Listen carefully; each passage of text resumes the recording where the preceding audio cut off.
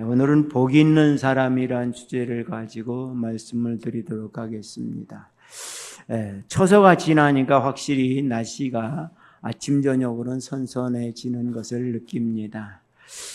그런데 우리나라는 그래도 괜찮은데 이웃나라 일본은 아주 태풍으로 많은 곤욕을 치르고 있는 것을 봅니다. 좋아하는 사람도 있고 걱정하는 사람도 있고 참 그래요. 그래도 참 이웃나라에 그렇게 어려움을 당한다는 것을 보면서 한편으로는 고맙기도 하고 감사하기도 하고 안타깝기도 합니다. 우리에게도 연례 행사잖아요. 태풍이 오는 것은 사실 이번에 오는 태풍이 우리나라에 오는 게 맞는데 우리나라의 기압골이 너무 강해서 오다가 그냥 못 올라오고 그냥 일본으로 들어간 것이라고 합니다. 참 하나님께서 우리나라를 꽤 사랑하시는 것 같아서 감사합니다. 그렇다고 일본은 사랑하지 않은 건 아니죠. 일본도 사랑하십니다. 우리 이런 것을 볼 때 우리들이 정말 마지막 때에 깨어있을 때로구나. 처처의 기근과 지진과 태풍 이런 것들이 아주 너무 자주 일어나는 것을 보면서 만물이 마지막에 가까운 것이 참 가까웠다는 것을 점점 실감나게 합니다. 만물의 마지막은 예수님이 이 땅에 오시면서 시작됐습니다. 예수님이 오신 지 벌써 2000년이 지났습니다. 참 예수님이 오실 날이 재림하실 날이 날로 가까워 있는데 오늘 본문의 말씀에서 1절과 2절에서도 말씀해 주고 있죠. 복 있는 사람이 어떤 사람인가? 돈 많은 사람이 복 있는 사람인가? 성공한 사람이 복 있는 사람인가? 오늘 본문의 말씀에서는 다윗이 우리아를 전쟁터에서 죽이고 그 아내를 취해서 자신의 아내를 삼고 양심의 가책을 받고 고민하면서 고민이 끝난 연후에 지은 시입니다. 그래서 일종의 다윗의 참의 시다. 참의 시다. 시편 51편과 더불어 32편은 다윗이 철저히 회개하는 회개의 시다라는 것을 보면서 그렇구나. 하나님은 어떤 사람이 복 있는 사람이냐? 회개하는 사람이 복 있는 사람이다. 그럼 우리는 회개를 어떻게 해야 될까? 제가 어렸을 때에는 부흥회를 참 많이 했어요. 그래서 두 개면허, 제가 유주동면에 살고 그 옆에는 장안면인데 교회가 우정장안면에서 한 10개도 안 됐어요. 한 7개 정도가 있었는데 부흥회를 하면 원정을 가는 거예요. 다들 가서 은혜를 받는데 그때 강사님이 꼭 단골 메뉴로 나오는 게 있는데 회개하라는 거예요. 어린 마음에 뭘 회개할까 고민 참 많이 했어요. 난 회개할 게 별로 없는데 도덕적으로 가만히 보니까 성경은 잘 모르니까 도덕적으로 보니까 회개할 게 있더라고요. 그런데 그거 가지고 회개하려니까 참 힘들더라고요. 몇 개 안 되는 거 가지고 열심히 회개했는데 한 5분 정도니까 다 끝나는 것 같아요. 근데 사실은 1시간 지난 것 같아. 근데 그렇게 회개해도 마음에 평안 없어. 그냥 맹숭맹숭한 거야. 회개하면 편안한다는데 내가 회개를 잘못했나? 그때는 미신이 성행했던 시절이니까 네 정성이 부족해. 그건 할 말 없는 거야.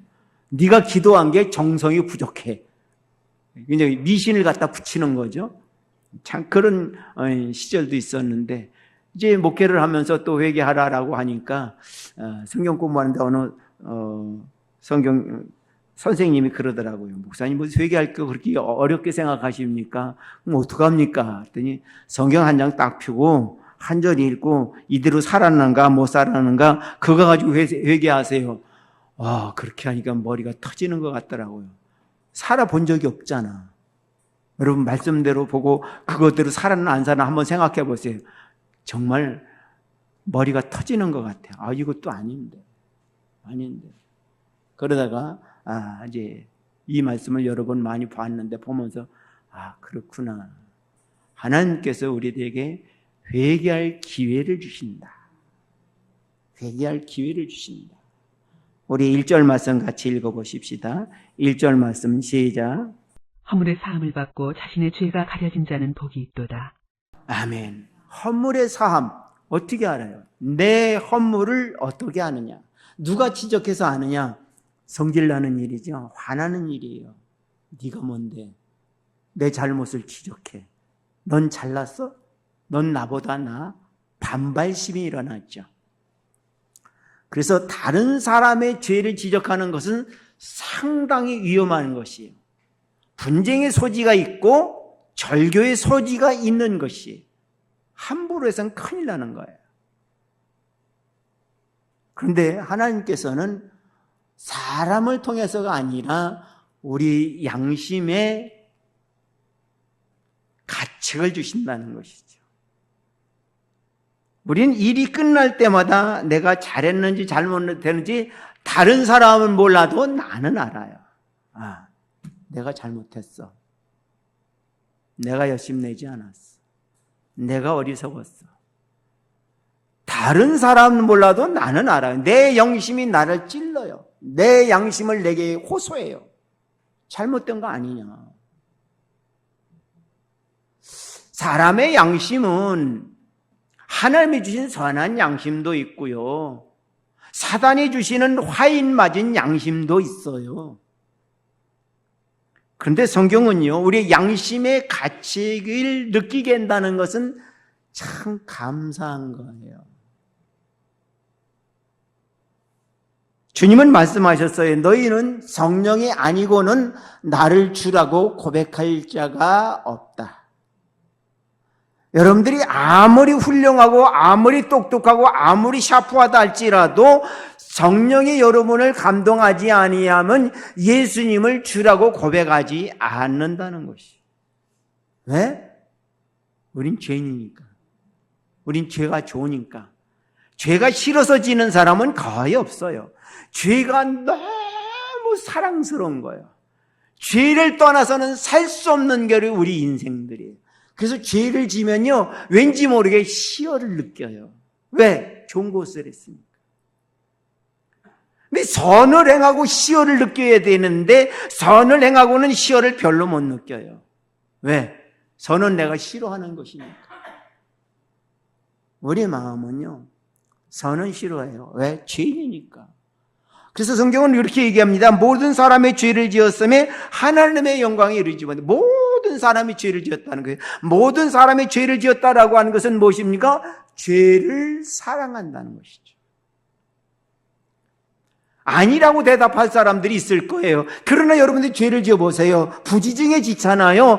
나도 모르는 사이에 짓잖아요. 그것은 무엇입니까? 내가 죄의 노예가 되었고 죄의 습관이 되었고 또 더 나아가 죄를 사랑하기 때문입니다.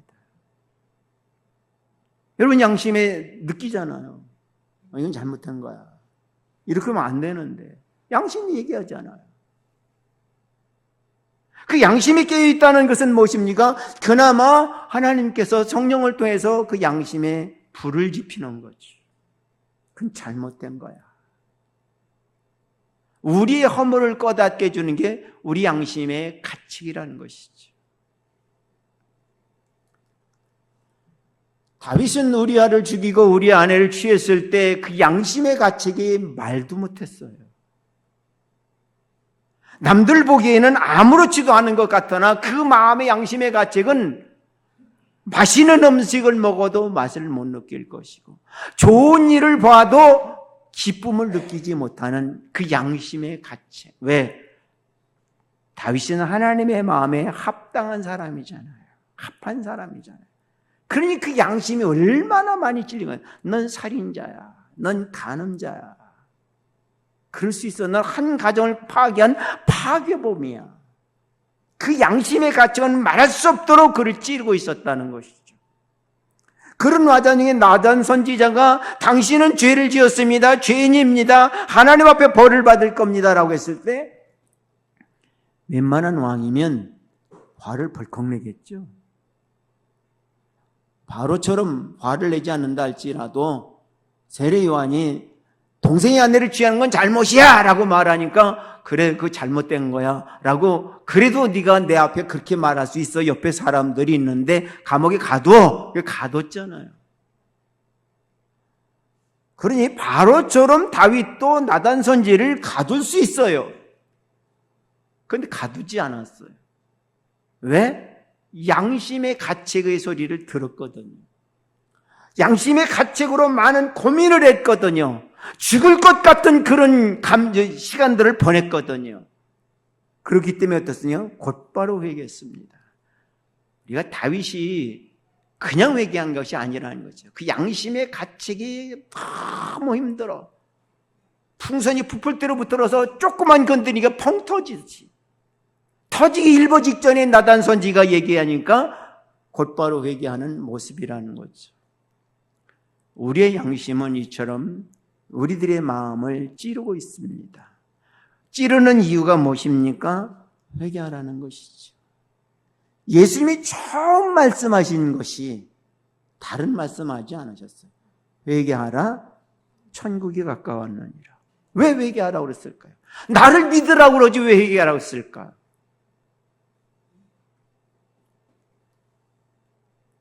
하나님을 가장 잘 믿는다고 하는 바리새인들, 하나님의 말씀을 받았다고 하는 서기관들 어떻습니까?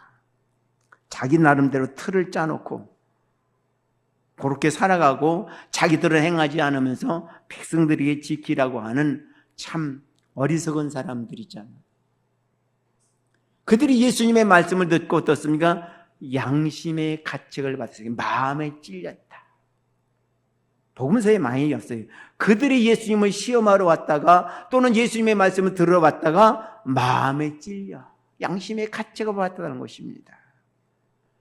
심한 예가 무엇입니까? 예수님을 시험하기 위해 가늠한 여인을 붙들어 왔습니다. 그리고 이 여인을 어떻게 할까요? 돌로 칠까요? 예수님 뭐라고 했습니까? 죄 없는 자가 돌로 쳐라.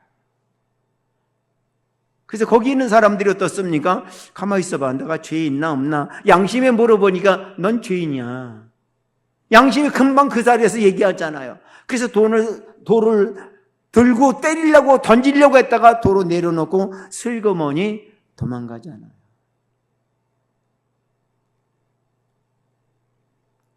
이 간음 현장에서 잡힌 여인은 이제 죽기만을 기다리고 돌이 날아오기만을 기다렸는데 눈을 꼭 감고 아무리 돌이 나오려고 기다려도 돌은 안 날아오잖아요.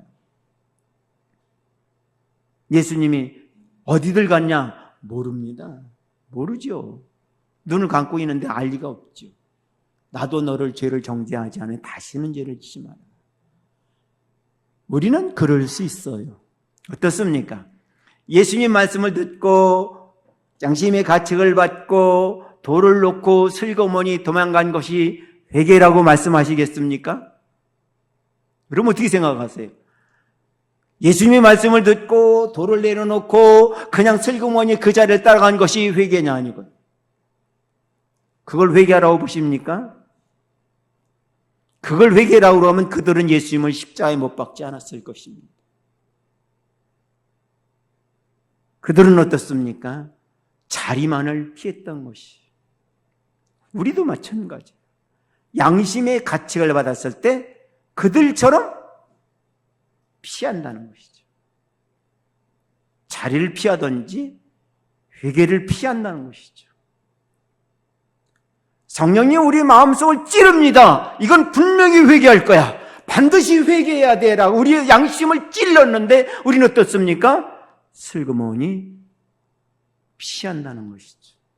그것이 우리들의 현실이라는 거죠. 참 안타까운 현실입니다. 우리 3절 말씀 같이 읽어보십시다. 3절 말씀 시작. 내가 입을 열지 아니할 때 종일 신음함으로 내 뼈가 쇠하였도다. 아멘. 여러분, 양심의 가책을 받아가서 피하는 결과가 어떠냐? 내 마음이 심각해진다는 것이죠. 양심의 가책으로. 피한다고 양심의 가책이 오는 것이 아니라 계속 우리를 찌르잖아. 계속 찌르잖아. 계속 찔른다는 것은 무엇입니까? 내가 살아있다는 것이죠. 참 감사한 거예요. 여러분, 양심의 가책을 느낀다고 해서 불안해하거나 두려워하거나 그러지 말라는 것이죠. 아, 내가 지금 살아있구나.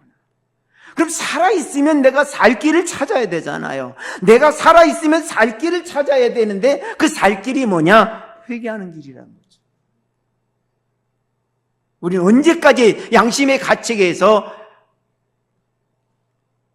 허둥지둥하다 세월을 허송하게 하느냐는 거죠. 참 안타까운 것이.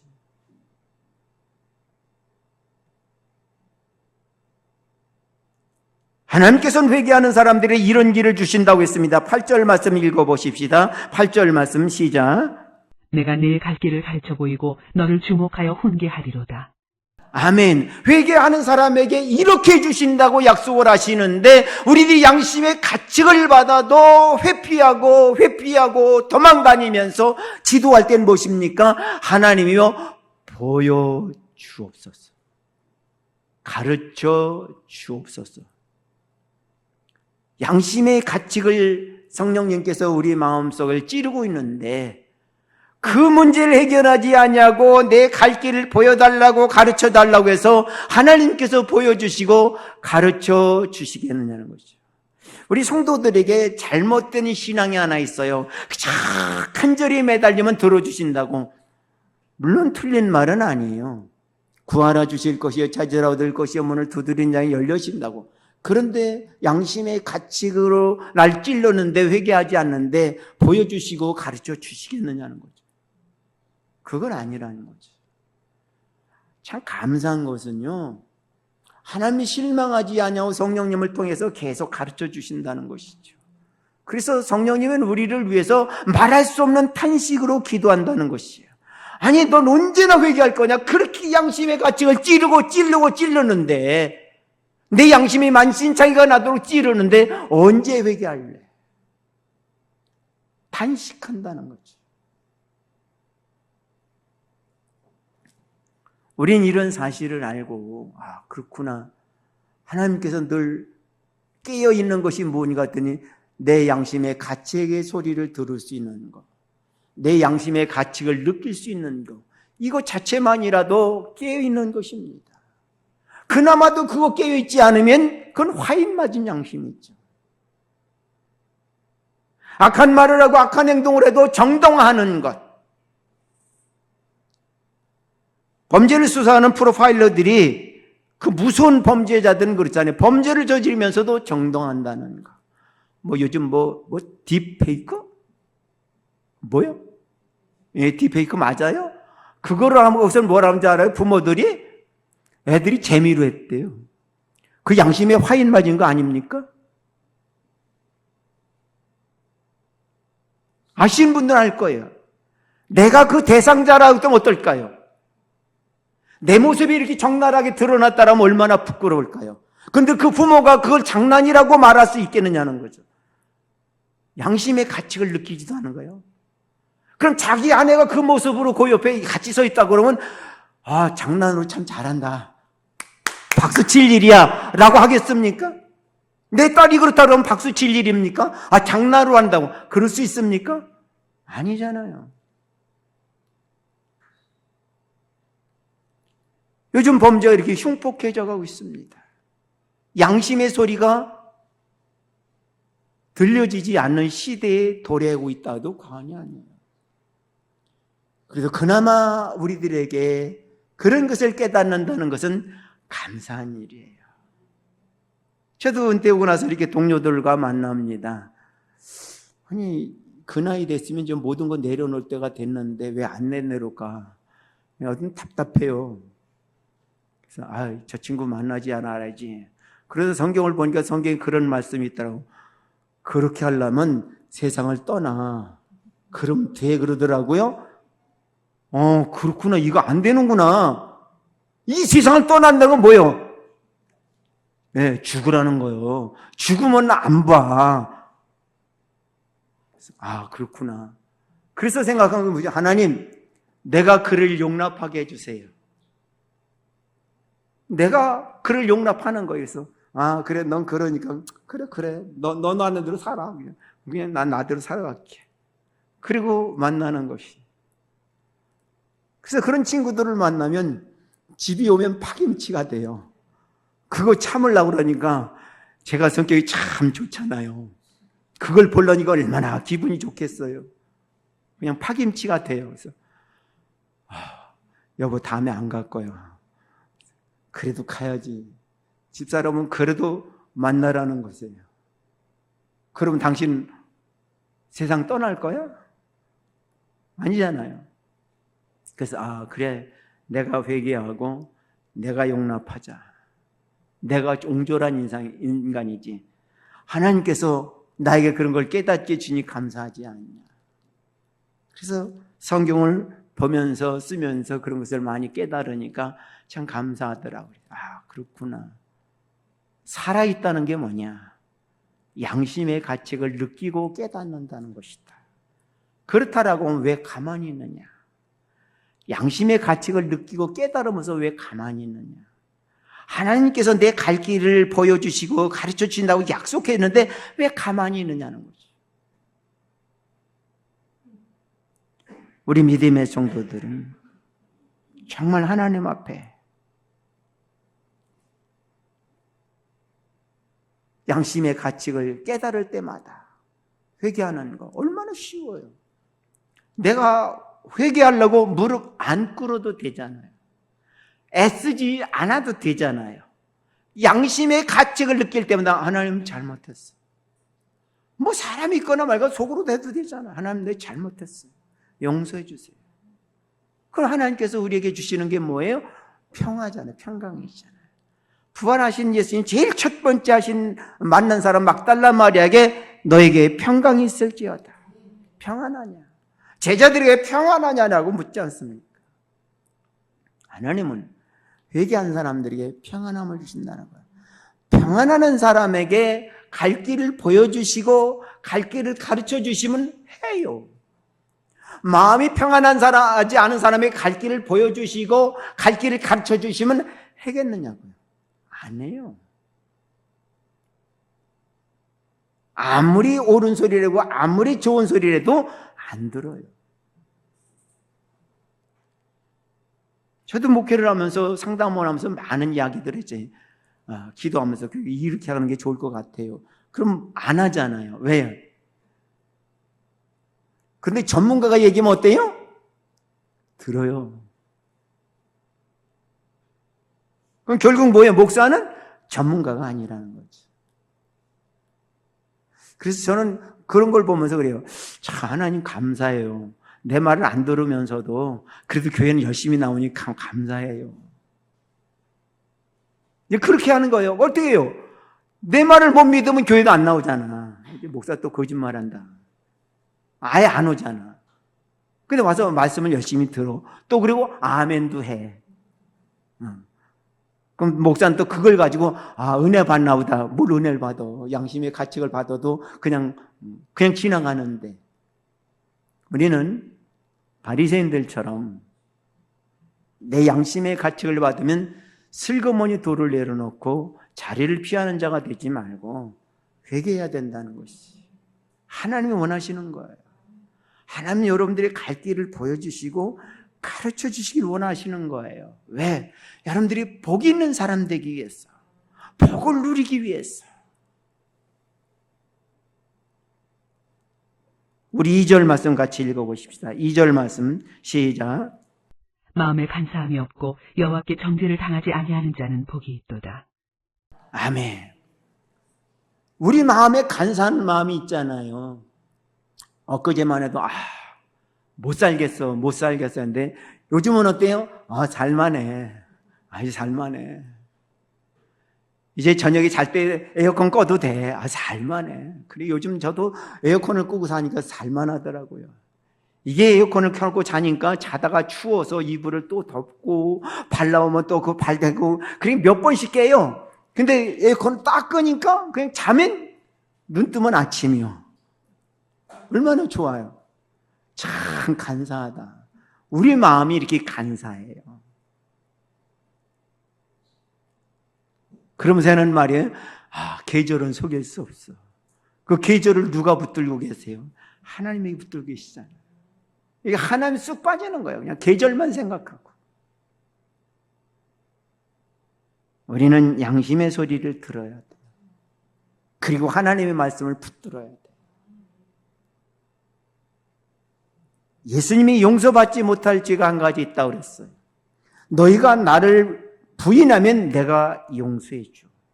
그러나 용서받지 못할 죄가 딱 한 가지 있는데 성령을 부인하면 용서받지 못해.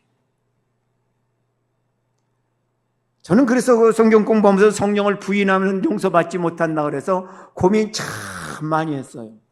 나는 성령을 얼마나 많이 부인했을까? 가만히 보니까 정말 성령을 부인했더라고요. 그런데 좀 성경을 연구해 보니까 우리 믿음의 사람들은 그래도 적어도 성령을 부인하지는 않더라고요. 왜? 그냥 성령이 말씀하셔도 깨닫게 해줘도 그냥 못 들은 척 하는 것 뿐이지 부인하지는 않더라고요. 너희가 성령이 아니고는 예수님을 주님이라고 부를 수 없다라고 성경은 규정하고 있어요. 그렇구나.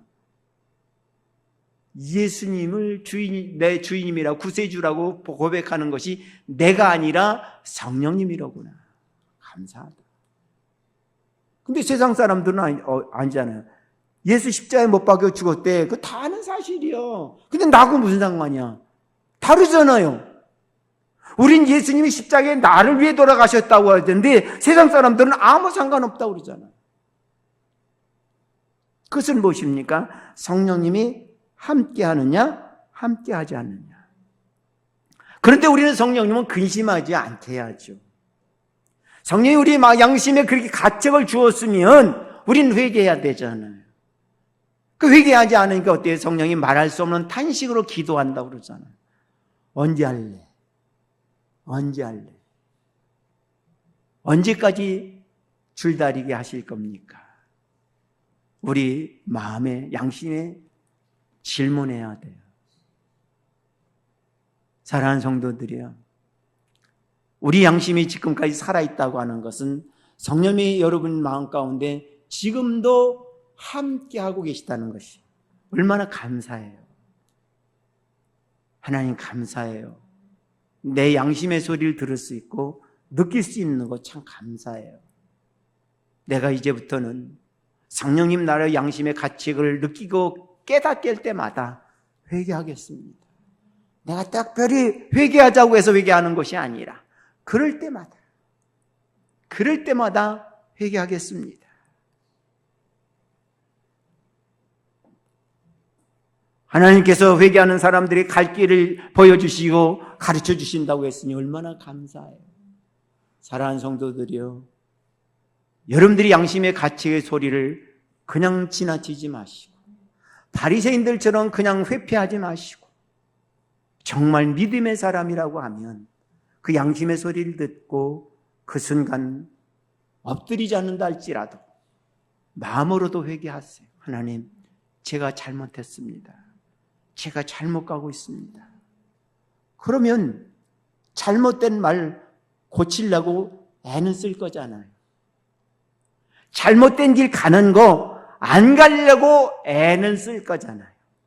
그럼 하나님 도와주셔요. 말하지 않게 도와주시고 가지 않도록 도와주십니다.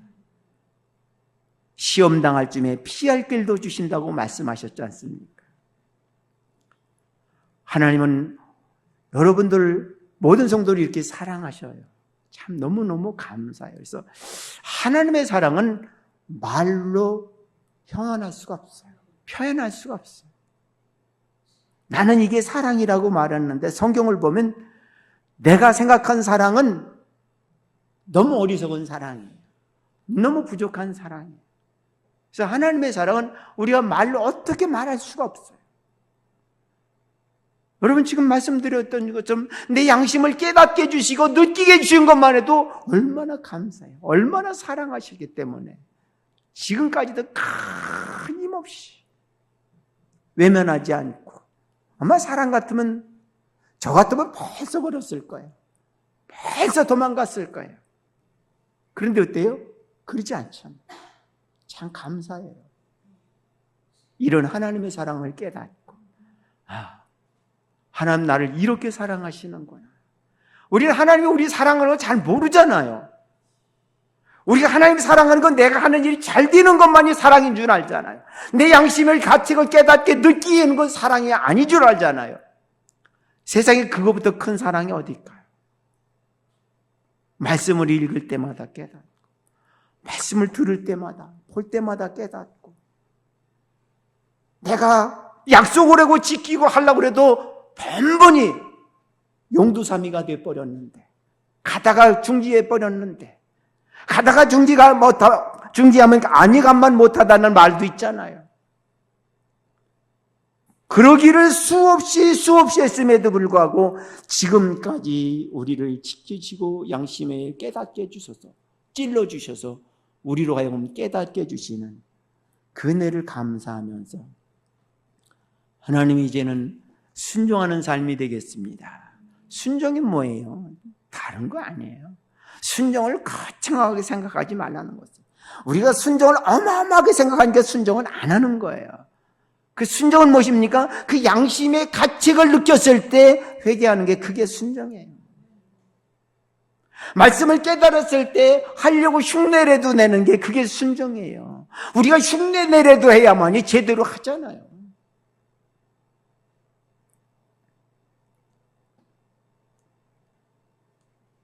모방은 창의력을 유발한다라는 말도 있잖아요. 우리가 그냥 우리 마음의 가책을 느꼈을 때 형식적이라도 한번 하나님 잘못했습니다. 회개할 때 하나님 우리의 마음을 여셔서 진심으로 회개하게 하신다는 거죠. 나는 형식적으로 했는데 하나님 우리를 진심으로 우리의 마음을 만져주셔서 회개하게 해주신다는 것이죠. 그래서 용납할 수 없는 사람을 용납하고, 우리가 원수를 어떻게 사랑해요? 우리가 싫어하는 사람을 어떻게 사랑합니까? 내가 먼저 하나님 앞에 회개하며 용납했더니 하나님께서 그를 용납할 수 있도록 내 마음을 붙잡아 주신다는 거죠. 그래서 우리 믿음의 사람들에게 하나님의 사랑을 더 많이 깨닫고 더 많이 성숙해 나가 하나님께 영광 돌리는 것, 이것이 세상의 빛이 되는 것 아닙니까? 이것이 세상의 소금이 되는 것 아닙니까? 거창하게 생각하지 않아도 우리의 주어진 그 작은 틀 안에서 양심의 소리를 듣고 깨닫고 회개하고 말씀을 깨닫고 순종하는 삶, 그래서 우리들이 삶 속에서 예수님의 영광, 하나님의 영광이 드러나는 우리 믿음의 성도들 되어지기를 주의 이름으로 축원합니다.